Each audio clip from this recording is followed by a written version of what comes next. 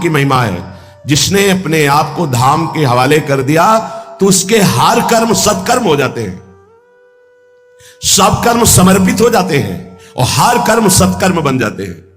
इस पे तर्क काम नहीं करेगा।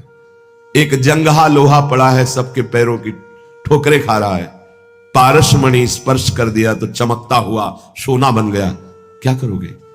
लोहे में सामर्थ्य नहीं थी, ये तो पारसमणि का चमत्कार है। सेवक जी महाराज कह रहे हैं, आलय बन बसत संग पारस के, आयस कनक समान भयम। वृंदावन धाम ऐसा चमत्कार दिखाता है, जो अपना जीवन धाम को अर्पित कर देता है तो जैसे जंगहा लोहा पारसमणि के स्पर्श से स्वर्ण बन जाता है, ऐसे धाम के प्रताप से वो जैसे स्वर्ण आभूषणों के काम में आता है, श्री विग्रह को आभूषण धारण कराए जाते हैं, ऐसे ही वो नीच पुरुष वो भगवत पार्षद तनु धारण करके प्रभु की दिव्य सेवा प्राप्त कर लेता है। आलय बनवसत संग पारस के, आयस कनक समान भयम। मांगो मन मनसी दासी अपनी करी, पूर्ण काम सदा हृदय। हे पूर्ण काम प्रिया प्रीतम, आपको मेरी जरूरत नहीं, लेकिन मेरे हृदय की मांग है कि मैं आपकी दासी बनूं, आपकी सखी बनूं, आप युगल सरकार की सेवा में रहूं। आप पूर्ण काम है, आपको मेरी जरूरत नहीं। मांगो मन मनसी दासी अपनी करी, आपके मन के अनुसार मैं आपकी दासता कर सकूं, ऐसा मुझे कृपा करके भाव प्रदान कीजिए, सामर्थ्य प्रदान कीजिए। कह रहे हैं कि फलंच भगवत पदाम्बुजम, समस्त सत्कर्म और भगवत अर्पित कर्म का फल होता है भगवान के चरणारविंद का सानिध्य प्राप्त हो जाना। उस उपासक को फलंच भगवत पदाम्बुजम, उठते बैठते चलते फिरते आपके हृदय में ये गोरे सांवले चरणारविंद प्रकाशित हो जाएंगे। श्री राधिका स्फुरत में हृदय केल सिंधु। यदि नहीं हो रहे हैं तो आपने अभी अपनापन वृंदावन को नहीं दिया है। शरीर राग, इंद्रिय राग, शरीर संबंधी राग कहीं न कहीं पर यह भी ठीक हो जाएगा, क्योंकि ऊपर लिखा है इदम भगवद अर्पणा चरितम, आपके हर आचरण भगवद अर्पित माने जाएंगे, क्योंकि धाम सर्व सत्कर्मणाम, जितने भी कर्म हैं वो सब सत्कर्म माने जाएंगे। और आपके हृदय में एक दिन फलंच भगवत पदाम्बुजम, भगवत चरणारविंद आपके हृदय में जो फल है समस्त साधनाओं का, वो हृदय में जागृत हो जाएंगे। सुभक्तिमत संगते, जो भगवत प्रेमी महात्मा है उनका को नित्य संग प्राप्त हो जाएगा। ये दुर्लभ बात है। श्रीपाद कह रहे हैं ये धाम प्रदान करेगा। सत्य मार्ग में चलने वाले, सिर्फ प्रभु से अपनापन करने वाले, सिर्फ प्रभु के प्रेम में पगे हुए, उनको ना लोक व्यवहार से मतलब है ना वेद व्यवहार से, ऐसे महात्माओं का मिलन सिर्फ भगवत कृपा से होता है। जिनको ये भ्रम होता है कि ये तो समाज या संसार के किस काम में आते हैं, अपना एकांत बैठे प्रिया प्रीतम को केवल रिझाते रहते हैं, तो स्वार्थी हैं, अपने कल्याण में लगे। भ्रम है तुम्हें। जो उनके द्वारा जगत कल्याण होता है वो प्रवचनों के द्वारा नहीं होता, ध्यान रखना। प्रवचन में तो जितनी महात्मा की भजन की सामर्थ्य उतना ही वचन आपके ऊपर काम करेगा। अगर भजन नहीं ना तो केवल मनोरंजन होगा, आपके ऊपर काम नहीं करेगा प्रवचन। और वो महात्मा जो आठों पहर केवल प्रिया प्रीतम में लगा है, उसके शरीर की वायु स्पर्श करके अगर आपको छू गई तो जो बड़ी बड़ी साधनाओं से पापों का नाश नहीं होता, नाश हो जाएगा। वो किसी के भी दरवाजे में खड़े होकर एक टुकड़ा रोटी ले लिया तो पूरे घर का कल्याण हो जाएगा। जहां से वो चरण रख करके निकलेगा, वहां की रज पे अगर तुम्हारा स्पर्श हो गया तो तुम निष्पाप हो जाओगे। समय आने पर तुम्हें पता चलेगा कि हमारे जीवन का परिवर्तन कैसे हो गया। अगर कोई चिता में जल रहा है, उस पर दृष्टि उस महात्मा की पड़ गई, उसका कल्याण हो जाएगा। अभी महात्मा की महिमा को जानते नहीं तो ये समझ जाते हैं कि समाज में तो ये जाते नहीं, इनको व्यवहार से कोई मतलब नहीं, लोग कल्याण के लिए कुछ कर नहीं रहे, एकांत में बैठे माला चलाते प्रिया प्रीतम का चिंतन करते हैं, ये स्वार्थी, अपने स्वार्थ के लिए। क्या जानते हो तुम? उन महात्माओं से ही कल्याण होता है। अगर हमारे हृदय में भजन नहीं तो हम कितना प्रयास करें, ना अपना परिवर्तन होगा ना दूसरे का। और जो भजन में छके हुए महापुरुष हैं, भगवान के वचन हैं, मम भक्ति युक्तो भुवनम पुनातु, वो लोक का लोक बैठे बैठे पावन कर सकते हैं। सुभक्ति मत संगते, वृंदावन जो प्रिया प्रीतम के अनुराग में डूबे हुए संत जन हैं, उनका संग प्रदान करते हैं। सच्ची मानिए, बड़े अभिमान का विषय होता है जब ऐसे महाभागवतों से, महाप्रेमियों से अपनापन होता है कि मेरे महाराज जी हैं, मेरे गुरुदेव हैं, मेरे हैं। बस इस संबंध को प्रिया प्रीतम भी नहीं तोड़ सकते।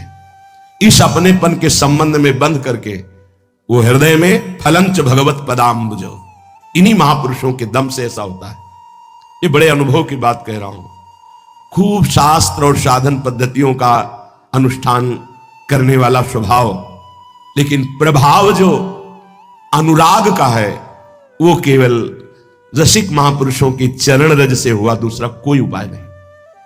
तभी बहुत सोच विचार कर ध्रुवदास जी ने लिखा है, रेमन रसिकन संग बिन रंच न उपजय प्रेम। रसिक महापुरुषों का संग कौन करता है? वृंदावन धाम। सुभक्ति मत संगते, जिनकी सुंदर मति केवल भगवत भक्ति में ही लगी हुई है, ऐसे मिलना कठिन है।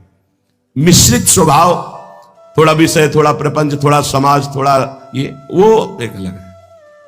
केवल प्रभु में ही आसक्ति, केवल प्रभु का ही चिंतन, उनके द्वारा जगत कल्याण होता है, जगत मंगल होता है। एक बार किसी ने सदगुरुदेव भगवान से प्रश्न किया कि जगत में प्रसार करके जगत कल्याण करना उत्तम है या एकांत में बैठकर साधना करना? वैसे तो बोलते नहीं, पर कभी प्रसन्नता होती तो कहा जगत में प्रचार प्रसार किसका करेगा जब एकांत में साधना करके भगवत प्राप्ति नहीं की तो किसका करेगा? अरे पहले खूब छक के भजन कर ले, निर्विकार हो जाए तो उसको प्रचार प्रसार करना नहीं पड़ेगा, अपने आप हो जाएगा। वो वचन आज तक जो बोले हैं, एक एक शब्द साकार होते देखा गया है। एक एक शब्द का साकार होते दर्शन हुआ है। गुरुदेव के एक एक वाक्य का जो बोले हैं उसका साक्षात्कार होते देखा गया। अपने आप जगत मंगल होगा यदि पहले आप भजन छक के करो, निर्विकार हो, भगवत प्रेम जागृत हो गया तो जगत मंगल। आपके पास कुछ है नहीं तो जगत मंगल किससे? केवल वाणी से थोड़ी हो जाएगा। वाणी से तो बहुत बोला जा रहा है। परिवर्तन किसका होता है? परिवर्तन होता है जब यहां परिवर्तन तो वहां परिवर्तन, जब यहां भजन तो सामने भजन। भजन युक्त वाणी प्रभाव देती है। सुभक्ति मत संगते, भगवत प्रेमी महात्माओं का संग मिल जाएगा। ये भगवान के चरणारविंद की असीम कृपा से होता है, और इनकी कृपा से भगवत चरणारविंद में अनंत प्रेम हो जाता है। प्रक्षण वर्धमानम अनंत महिमाशाली प्रेम भगवत प्रेमी महात्माओं की कृपा से होता है। फलात्म भगवत कथामृत रुचि। अब संत संग का फल जागृत क्या हुआ? बोले भगवत चर्चा में ऐसी रुचि है कि जी नहीं सकते। वो सब कुछ सह सकते हैं जो प्रकृति के वार है, पर हम भगवत चर्चा नहीं छोड़ सकते। ये फल है साधु संग का। बड़ा सुंदर स्वरूप। जो वृंदावन में अपनापन करके वृंदावन के हाथ अपने जीवन को दे देता है, उसके हर आचरण भगवत अर्पित माने जाते हैं, उसके हर कर्म सत्कर्म माने जाते हैं, उसके हृदय में भगवत चरणारविंद प्रकाशित हो जाते हैं, उसको भगवत प्रेमी महात्मा का संग मिलता है, उसके हृदय में भगवत चर्चा सुनने की आसक्ति पैदा हो जाती है। ये बहुत जोर की बात है। बावरों सु रस में फिरे खोजत नेह की बात, प्रेम बात सुनने के लिए। बड़े भाग्यशाली। जहां भगवान की चर्चा होती वहां व्यक्त अव्यक्त सब महात्मा जन पधारते हैं, जिनको आप देख भी नहीं सकते। वो सब श्रोताओं पर कृपा करते हैं। ये सब हमारे प्रभु की चर्चा सुनने के रसिक हैं। इनको प्रेम प्राप्त हो तभी हमारा साधन काम नहीं करता, उनकी कृपा काम करती। यहां कौन कौन से धाम प्रेमी बैठे हुए आपको क्या पता? जो धाम की चर्चा हो रही, नाम की महिमा हो रही, भगवत रूप गुण की, आपको क्या पता कि आपके समीप ही कौन बैठा हुआ है? पूरे जीवन का रंग बदल देने वाला महात्मा इन्हीं के बीच में बैठा हुआ है। वो दृष्टि गोस्वामी जी को अगर प्रेत न बताता तो रोज कथा सुनने जाते थे। उनको क्या पता था महाबली महाभागवत हनुमान जी महाराज, जो ज्ञानी नाम अग्रणिम, ज्ञानियों में अग्रणी है, जो बुद्धिमताम वरिष्ठम है, वो गंदा ऐसे कपड़ा पहने ऐसे बैठे हैं। वो परिचय मिला तब जाने। ऐसे तुम्हें क्या पता यहां कौन बैठा है, किस कोटि का महात्मा बैठा है? बोले फलात्म भगवत कथामृत रुचि। काकभूषुंडी जी जानते थे क्या कि सामने हंस के रूप में देवाधिदेव महादेव बैठे हैं? जो चर्चा करते थे तो महादेव जी हंस के रूप में कथा सुनते थे। कौन जानता है यहां किस स्त्री पुरुष का रूप धारण करके परमात्मा प्राप्त भगवत प्रेमी महात्मा आया हुआ, क्या पता चले। वो अव्यक्त रूप में आपके पास ही बैठे, क्या पता चले। इसीलिए सभा में भगवत चर्चा जो श्रवण की जाती है तो हम जो पकड़ पाते हैं, नहीं जो असली भगवत प्रेमी महात्मा जन अव्यक्त रूप में है वो कृपा करते हैं कि सभा में आए भगवत चर्चा सुनने के लिए, इनका परम मंगल हो। इसीलिए व्रतान यज्ञ छंदांस तीर्था नियमा यमा यथा वरुंधीत सत्संगा सर्वसंगो पहोहि माम। स्वयं भगवान श्री कृष्ण चंद्र जी एकादश स्कंद में कहते हैं कि सत्संग की समानता न कोई बड़े से बड़ा व्रत कर सकता है, न वेदाध्ययन कर सकता है, और ना नाना प्रकार की यज्ञ धर्म आदि की अनुष्ठान कर सकते हैं, न तीर्था बड़े बड़े तीर्थों का अवगाहन, ना यम नियम ये समानता नहीं कर सकते। क्यों? क्योंकि सत्संग सर्वसंगो पहो हिमाम।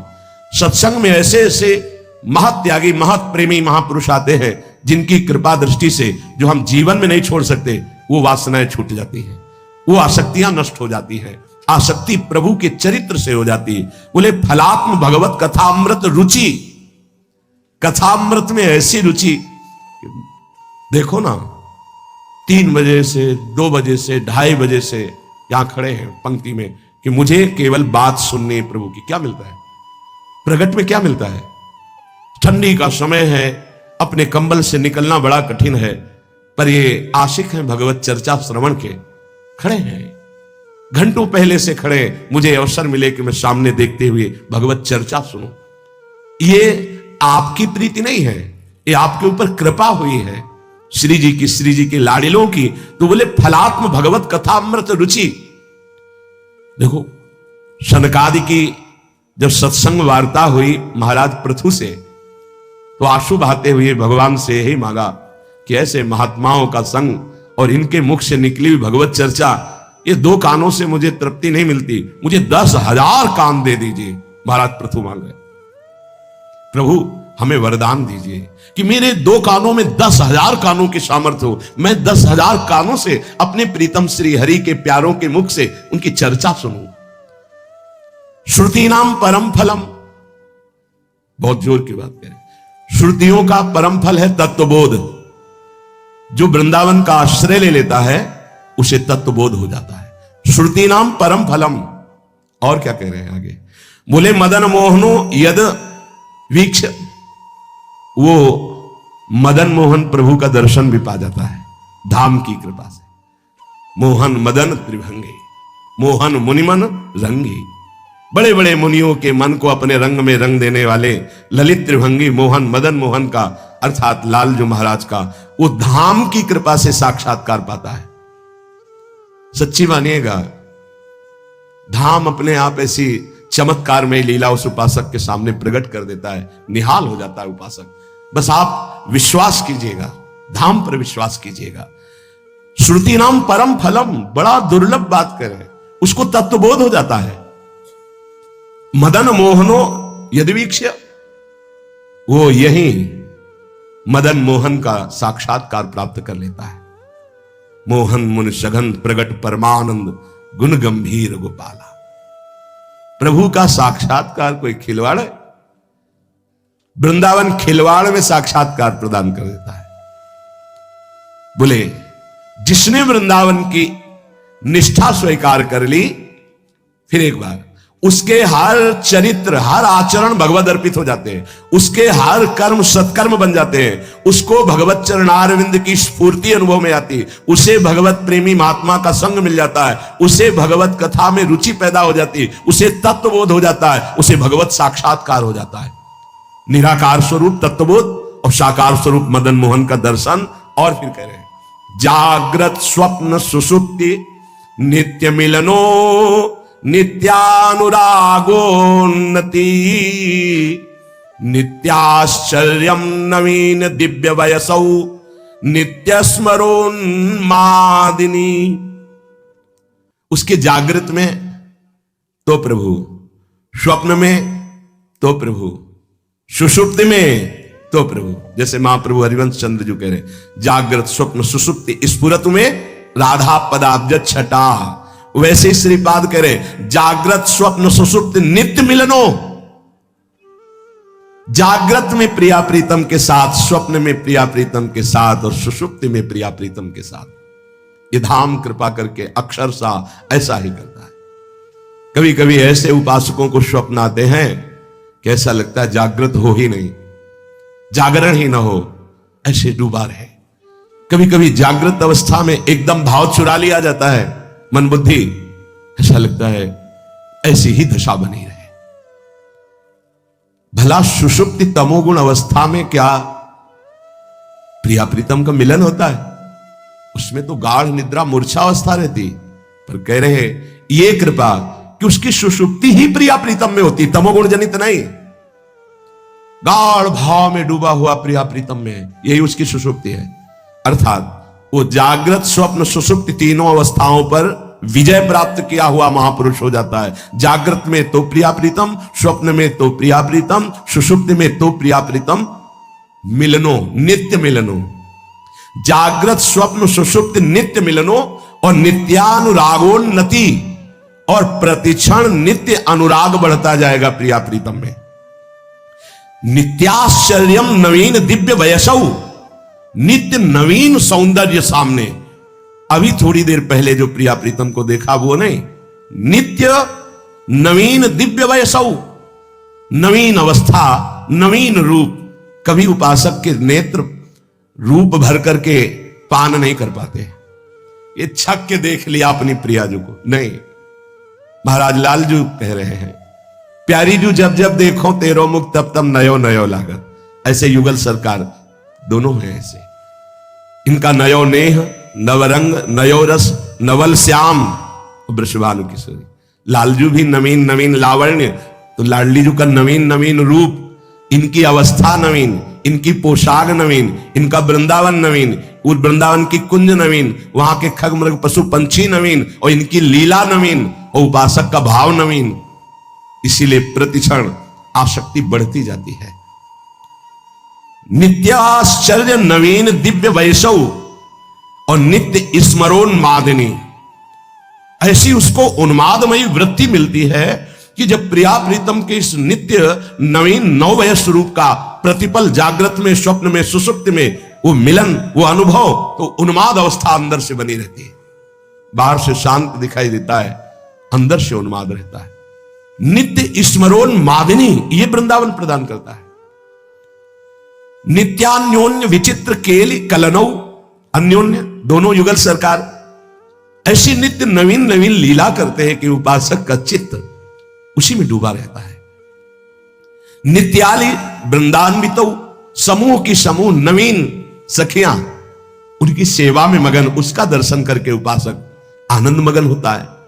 श्री वृंदावन नागरो भज मनस तावेव नित्योज्वलो। अयमन, इस महान उज्जवल प्रेम रस में डूबे हुए हमारे प्रिया प्रीतम का, हमारे राधा माधव का, हमारे श्यामा श्याम का भजन कर। भजन करने में, प्रिया प्रीतम की आसक्ति में, सबके हृदय में ये चार बहुत बाधक हैं। पहला है लय, फिर है विक्षेप, तीसरा है कषाय और चौथा है रसास्वादन। ये चार भजन की बहुत बड़ी बाधाएं हैं। ये प्राय बाहर नहीं, ये जो अंतर में डूबे हुए प्रेमी महापुरुष हैं, इन बातों का वही विशेष वर्णन होता है, नहीं तो बाहर इनका परिचय नहीं। लय, ये भजन की पहली सबसे बड़ी बाधक वृत्ति है। लय, माला उठाया, भजन शुरू किया, छूट गया माला, पहला विक्षेप। लय का दूसरा विक्षेप, भजन शुरू किया, किसी विषय में गाढ़ चिंतन में डूब गया, न नाम न मंत्र, उसका चिंतन ही नहीं हो रहा। या हम पाठ शुरू किया, किसी विषय चिंतन, किसी अन्य चिंतन में इतना डूब गए कि कितने पद कितने नंबर के गा चुके हमको खुद पता नहीं। ये श्रीजी में लय नहीं है, ये विक्षेप, ये जो बाधा है उसका लय का निषेध कर रहे हैं। भजन की पूर्णता के लिए इन चार बाधाओं का त्याग करना चाहिए।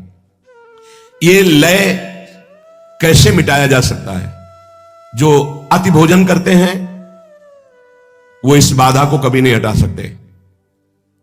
अति भोजन, एक तुम्हारी भोजन की नियमावली बन जानी चाहिए, इतने में काम हो जाएगा। कई बार चर्चा की है, दोबारा परोसने की भावना का त्याग कर दो, एक बार परोसा लीजिए। ये हम बहुत अच्छे अच्छे संतों को देखा है, अच्छे साधकों को देखा है, ये बार बार परोसना और बार बार गरम गरम लेना, ये अपने लिए ठीक नहीं है। मान लीजिए हमारी प्रार्थना, एक बार लीजिए, दाल इतनी, हाँ ठीक है, सब्जी इतनी, ठीक है, मीठा इतना, हाँ ठीक है, रोटी 4 रख दीजिए, 8 रख दीजिए, जितना पाते एक बार, और अब दोबारा हमें जरूरत नहीं पड़ेगी, आप अन्य संतों को दीजिए। बस एक बार परोसा लिया, नाम जप करते हैं आराम से उसे पा लिया। एक बार नियम बनाओ, अच्छी से अच्छी वस्तु बस एक बार परोसा लो, उसमें क्या होगा, एक ही दोना में खीर तो होगी, एक बार लेना है।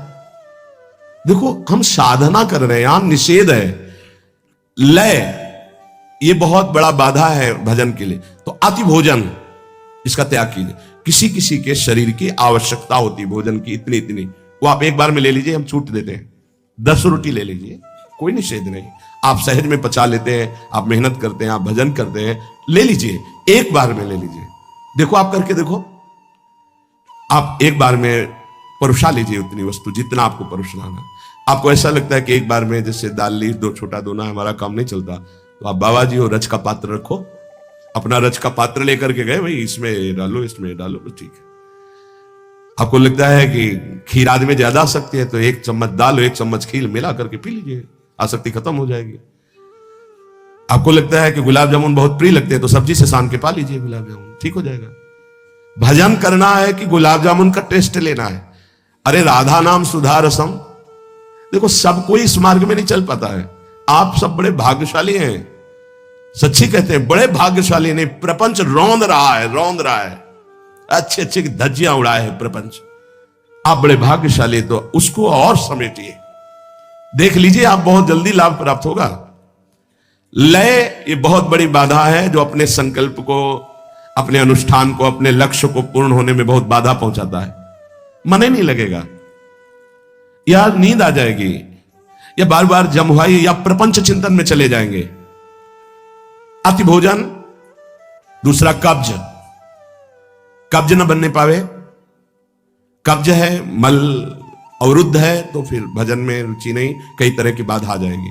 जिसका पेट साफ ना होता हो तो औषधि है ऐसी, उन औषधियों का प्रयोग करो लंबे समय तक, थोड़ा थोड़ा मृदु औषधियों का, एकदम तीक्ष्ण औषधियों का नहीं तो आपके साधन में विघ्न पड़ जाएगा। मृदु औषधियों का धीरे धीरे वो आंतों को साफ कर देगा। मलबंध नहीं होना चाहिए, अति भोजन नहीं होना चाहिए, और जो अन्न तुम्हें एक बार पाने में, पचने में परेशानी करे वो दोबारा नहीं लेना। जैसे जीवन में कभी कोई पदार्थ ऐसा हुआ तो फिर मूंगफली कभी एक बार पाके देख ली, और संतों से कुछ ऐसी वस्तुएं लिखाई गई थी कि जिनको जीवन में ब्रह्मचर्य के लिए नहीं पाना, छोटी डायरी है वो रखी हुई, नहीं जीवन में नहीं, सामने जैसे है नहीं। जैसे गोभी है, ये गैस बनाती है, कब्ज बनाती है, नहीं पाया। कई ऐसे पदार्थ हैं संसार वाले, उनको मेहनत करनी है, अपने को बैठना है, अपने को वाणिज्य गायन करनी, भजन करनी, तो ज्यादा गरिष्ठ और गैस्ट्रिक पदार्थ ये नुकसानदायक है। जैसे सुनते हैं राजमा, ये जीवन में नहीं पाया गया, क्यों? ये ब्रह्मचर्य घातक है, बलिष्ठ है और गैस्ट्रिक है, ऐसे पदार्थ हमें नहीं पाने। हमें रुचि नहीं देखनी है, हमको अपने जीवन को संभालना है, जो भगवत अर्पित करना है। प्रपंच में मनोरंजन करने का जिसका स्वभाव है वो लय को प्राप्त हो जाएगा। जिनके पास मोबाइल है, अगर गेम खेलने का स्वभाव है, साधक होकर रील देखने का, और क्या कहते हैं उसको, जो कहानियां किस नाटक बनते हैं, सीरियल, भैया हमें प्रिया प्रीतम का सीरियल देखना है। अगर आजकल प्रायः हर ऐसे बनाए जाते हैं जिनमें लौकिक आकर्षण की प्रधानता होती, भाई देखो तुम भगवत मार्ग के पति को ये चीजें देखोगे तो तुम्हारा मन तुम्हें जलाएगा, फिर नहीं बचाया जा सकता, मन जलाएगा। हम जो देखते हैं उसका मनन होता है, जिसका मनन होता है वो हम करना चाहते हैं। कोई भी नौटंकी नाटक ऐसे नहीं है जो आपको विषय विलासिता से वैराग्य दिलाने वाले हों। विषय विलासिता का राग बढ़ाने वाले हैं। थोड़े दिन मनोरंजन ये छोड़ दो तो ऐसा मनोरंजन प्रिया प्रीतम कराएंगे कि रोते रहोगे। आनंद देखो कितने सुंदर प्रिया जी, कितने सुंदर लाल जी, कितना सुंदर वृंदावन, ये हमारे मनोरंजन होगा। जनमन रंजन, भक्त जन मनोरंजन श्री भगवान है। इसीलिए विविध धुनियों में नाम करने की छूट दी है। तुम्हारा मन रजोगुण से हो गया है तो राधा नाम विविध धुनियों में गाया जाता है। आप लगाओ, उसी में झूमो, उसी में आनंदित हो। तो नाम कान में पड़ रहा है, राधा राधा राधा, तुम्हारा परम मंगल होगा। और व्यर्थ बोलने का स्वभाव, ये लय रूपी बाधा से बचने के लिए अति भोजन, कब्ज ना होना, अन्न जो पचने में परेशानी हो उसको दोबारा ना लेना, प्रपंच की क्रीड़ाओं, नौटंकी, नाटक, सीरियल, गेम, ये सब नहीं। देखो अपना एक अलग जीवन है, भक्तों का एक अलग जीवन होता है। 5 मिनट 10 मिनट कुछ व्यायाम कर लिया और बस प्राणों का व्यायाम होता रहता है। मंत्र चिंतन, नाम चिंतन। अगर संयम से आप हैं, बहुत सुखद जीवन चलेगा आपका। ये सब गेम आदि जितने, ये व्यर्थ, इसमें क्या मिला आपको? और जलन, अच्छा जीत गए तो क्या मिला, और हार गए तो क्या मिला? कुछ नहीं। अगर उतने समय आप नाम जप कर रहे हैं, नाम कीर्तन कर रहे हैं, मन को जबरदस्ती लगाओ। आप सोच रहे हैं कि हम अभी मन को थोड़ा मनोरंजन करके, ये थोड़े में नहीं संतुष्ट होगा, इसकी टांग पर शर्ती चली जाएगी। ये इतना आपको परेशान कर देगा कि शायद है कि आपसे भजन ही होना बंद हो जाए। बहुत सावधानी की जरूरत। ये खींचेगा आपको। थोड़ा ये देख लेते हैं ना, इतनी देर पाठ करके आए हैं, कीर्तन करके आए, थोड़ा सा वो आपको बहुत लय अर्थात परमार्थ विमुख वृत्तियां पैदा कर देगा। और अधिक निद्रा और कम निद्रा दोनों लय को प्राप्त कराएंगे। जैसे आपके शरीर की आवश्यकता 5 घंटे नींद से पूरी हो जाती है, फिर आपके किसी भी दिनचर्या में आलस्य प्रमाद नहीं होना चाहिए, एकदम फिट। अब अगर आप 2 घंटे सोएंगे तो आपका भजन में विक्षेप हो जाएगा, आप सत्संग में सो जाएंगे। इतना कम नहीं और इतना अधिक नहीं कि आपका स्वभाव ही बन जाए सोना, इतना कम भी नहीं कि आपकी साधना में वो नींद परेशान करे। और एक नियमावली से सो लिया और फिर कट्टरता पूर्वक नींद से लड़े, ये लय से बच जाएंगे। और कोई भी व्यसन करना ये लय का कारण बन जाएगा। कोई भी नशा नहीं होना चाहिए। सिद्ध बनने की कोशिश ना करे कि अमुक संत तो अमुक अमुक, उनकी स्थितियां हैं। साधक को चाहिए कोई भी व्यसन नहीं होना चाहिए। इसीलिए लिखा महापुरुषों के जो आचरण उनके उपदेश से मिलते हो वही करने चाहिए। सब आचरण अनुकरणीय नहीं होते। वो जो आदेश कर रहे हैं उतने से ही। जब भगवान शंकराचार्य जी ने मछली खा ली तो कुछ शिष्यों ने खा ली कि गुरुजी ने खा लिया। अब आगे गलता हुआ कांच पिया, अब उनकी हिम्मत नहीं थी। ऐसे किया तो मछली जिंदा निकल आई। उन्होंने ऐसे ऐसे किया तो सब वहां लीवर में पहुंच चुकी थी। जो उपदेश के अनुसार आचरण हो महापुरुषों के, वो अनुकरण किए जाते हैं। जो उनके उपदेश से आचरण न मिलते हो वो परिणाम है आपकी महिमा।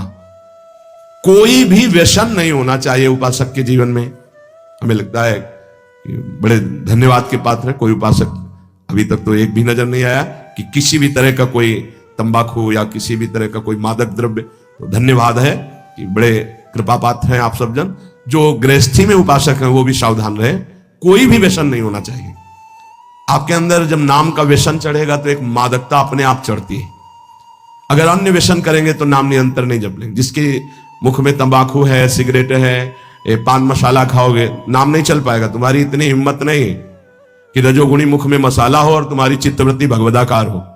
नहीं, कोई भी व्यसन नहीं होना चाहिए, तो लय से बच जाओगे। अति भोजन, मलबंध अर्थात कब्ज नहीं होनी चाहिए।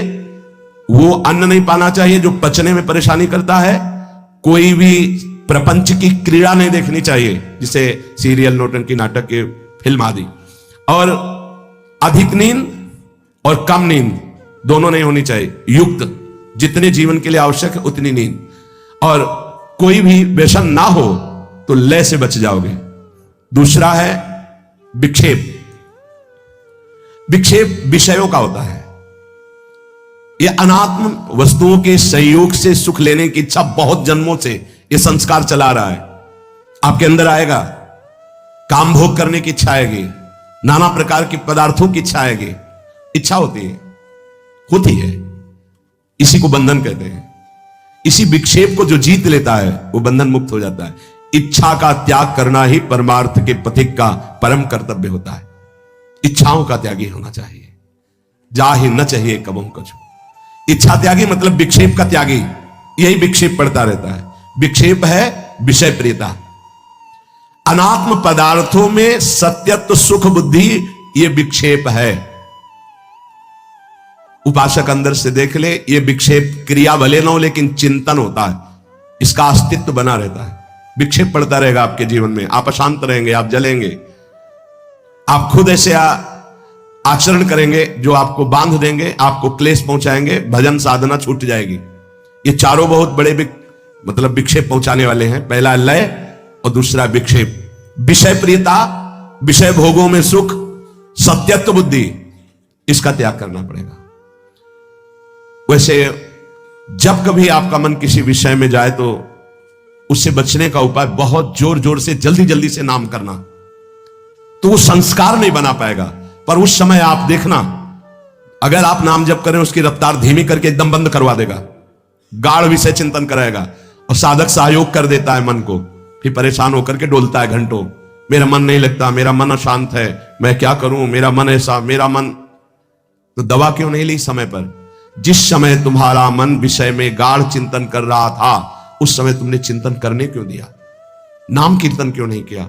उस समय जोर जोर से कीर्तन क्यों नहीं किया? रफ्तार से कीर्तन क्यों नहीं किया? उसको अवसर क्यों दिया चिंतन का?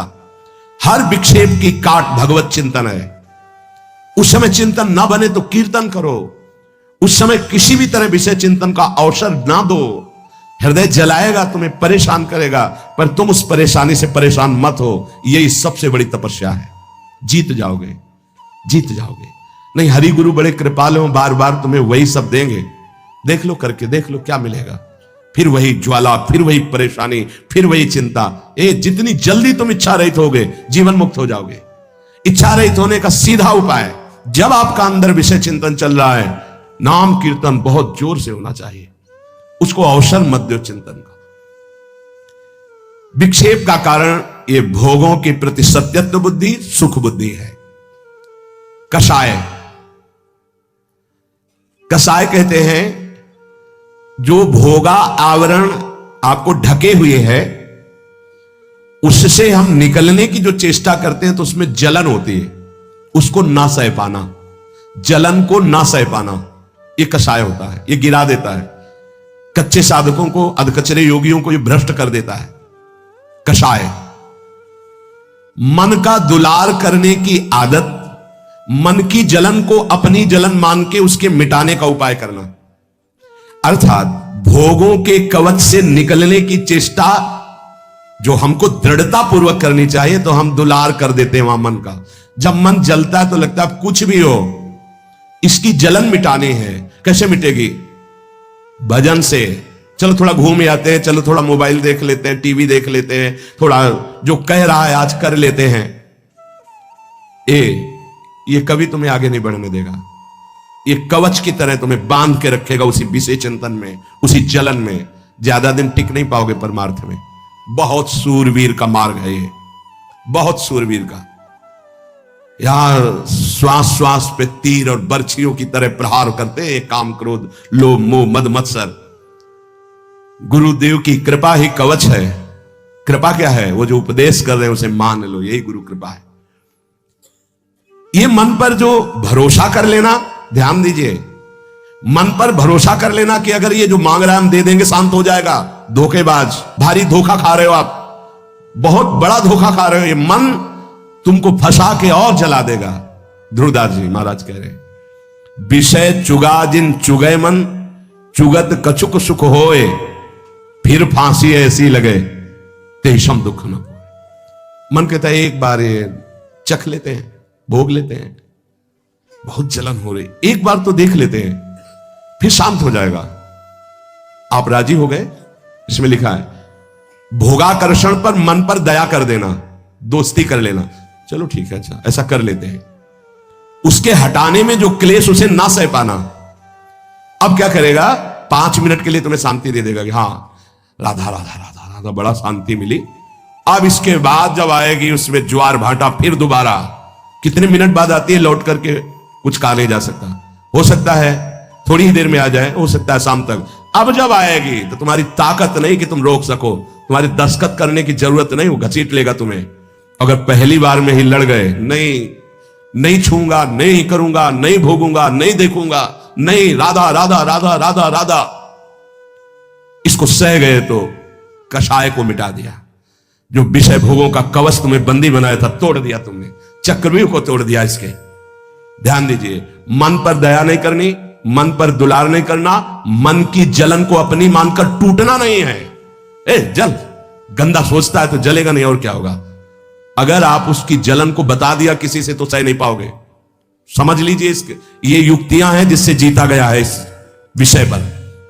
मन जल रहा है, अब आप अपने मित्र से कह रहे हैं साधु बहुत जलन हो रही है हमें। चुप, तुम्हें नहीं हो रही, तुम्हारे मन को हो रही, उसकी गंदगी नष्ट हो रही। सोना जलने से शुद्ध होता है, जलने दो उस मन को जिसने तुम्हें जन्म जन्मांतर से फंसाया है, उसे सह जाओ। सह ना पाना, उस पर दया कर देना, उससे दोस्ती कर लेना, यह कषाय है, जीव को आगे नहीं बढ़ने देता। चौथा, रसास्वादन। भोजन में, रूप में, बाहरी सांसारिक पद में, धन में, भोगों में एक जो स्वाद है वो तुम्हारी स्मृति में बैठ जाता है। ऐसे से ऐसा खाया था बनवा के, बड़ा यार स्वाद मिला, या दोबारा मिलना चाहिए। वो कहां जाए, किससे मांगे, कैसे करे। ऐसे हर भोग, हर चेष्टा, रसास्वाद जो प्रकृति का है वो बांधे रहता है जीव को, वही बांधे रहता है। जिस पर आपका रसास्वाद संबंध बन गया उसको तो